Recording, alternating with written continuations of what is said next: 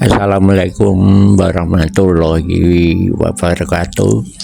Salam sejahtera bagi sahabat-sahabat muda. Ini ada generasi muda yang mendunia.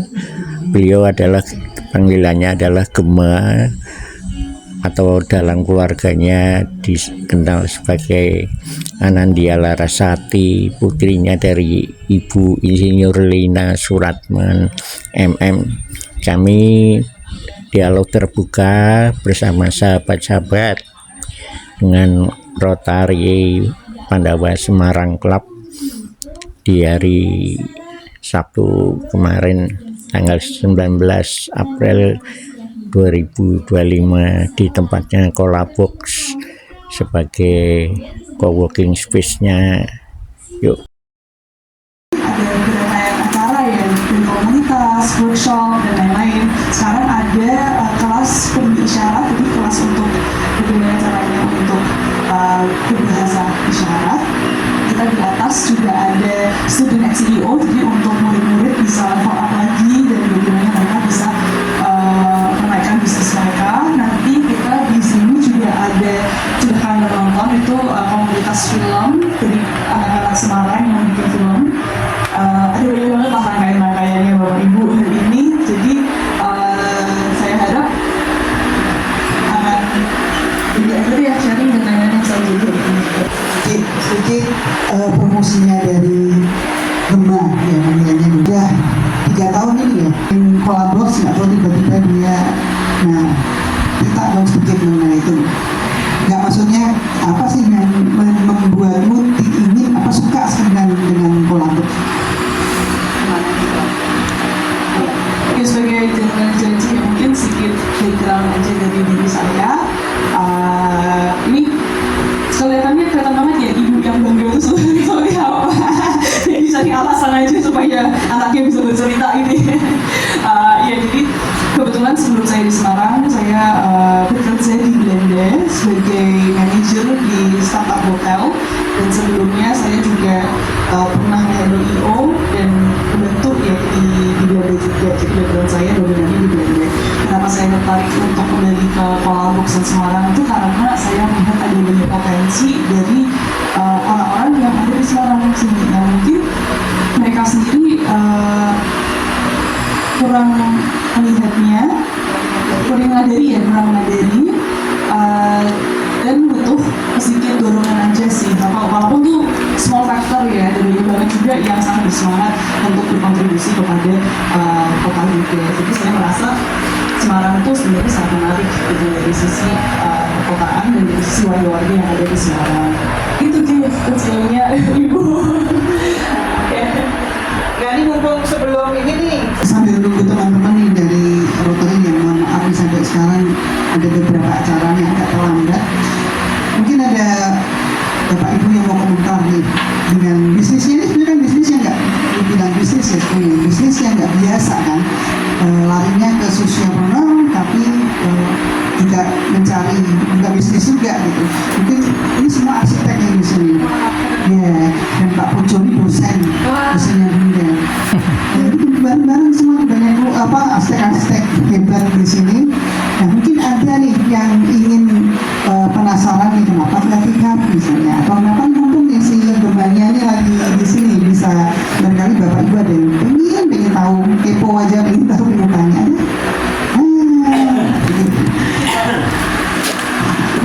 Saya duduk saja ya. Terima kasih sharingnya Mbak Gema. Saya juga sebenarnya punya pemikiran bagaimana kegiatan lingkungan saya itu bisa menguntungkan. Kita punya cita-cita yang cukup idealis ya, seperti sama Bu Ida itu saya sampaikan bagaimana perencanaan kota, desain juga sudah memasukkan unsur perubahan iklim, bahkan sekarang istilahnya lebih tepat krisis iklim. Nah, jadi secara berkelanjutan kuncinya memang harus ada pemasukan. Nah, itu saya mungkin bisa belajar sama Mbak Gema ya, gimana sih gitu. Kita juga suka berpikir keras bagaimana caranya memasukkan isu-isu yang sebenarnya menjadi masalah bersama dan hanya memang bisa diatasi bersama juga gitu. Nah, tempat ini saya kaget ya, begitu masuk ternyata kalau makin panjang makin membosankan. Terus saya udah kirim nih Mas suami saya, mungkin tambahan di rumah tumbuh kami di Banyumanik ini bisa seperti ini. Jadi saya lebih melakukan kegiatan perubahan iklim itu yang nature based solution. Jadi, Green Solidarity ya. ya, Green Solidarity itu pendekatannya untuk suhu udara yang tinggi sekali, urban heat island, dengan penambahan tanaman, dengan roof garden atau dicat seperti di Singapura. Nah, seperti itu. Saya berharap suatu saat saya bisa berkontribusi di sini dengan memberi pelatihan. Saya tidak komersial, Mbak, tapi tetap kalau gratisan juga nggak berkelanjutan. Nah, karena kita menemukan titik yang kita sama-sama mendapat value added. Jadi bisa dengan saya membawa bibit tanaman, di rumah saya banyak, kemudian saya memberi pelatihan ekoenzim, sabun serbaguna, eco-friendly soap itu bahkan di Kompas sudah ditulis tuh deterjen masa depan. Bahannya hanya ekoenzim, mesh yang turunan dari kelapa sawit, ada di toko bahan kimia, dan itu ramah-ramah, cuma gliserin dan wangi sedikit. Dan itu bisa cuci tangan, cuci piring, bisa cuci baju, dan testimoninya bagus gitu. Jadi bagaimana itu tidak kita jual, kita tidak bagikan gratis, tapi menjadi pilihan masyarakat menggunakan sabun pembersih yang lebih ramah lingkungan. Berarti kita kan sudah menjadi less polluters ya. Nah itu mengkampanyekan itu mungkin bagaimana punya kalian, karena saya cuma bayar-bayar aja gitu atau membujuk gitu. Semoga ada kesempatan ya kita bisa diskusi. Dari saya itu saja, terima kasih. Terima kasih Bu Tere. Juga memikirkan itu lumayan lama juga ya, Bu, karena apa semuanya yang Flowers lakukan itu kan emang kita build this whole company lewat impact juga ya, nanti impactnya apa aja, dan itu pasti yang menjadi concern semua orang lah ya. Kalau kita misalnya fokusnya ke impact, kita harus mengurangi profit. Kalau kita mengurangi profit dan uang, akhirnya nggak bisa lanjut. Akhirnya semuanya pada capek. Misalkan realistisnya aja harus menggaji orang, listrik ini aja kan juga ada cost-nya.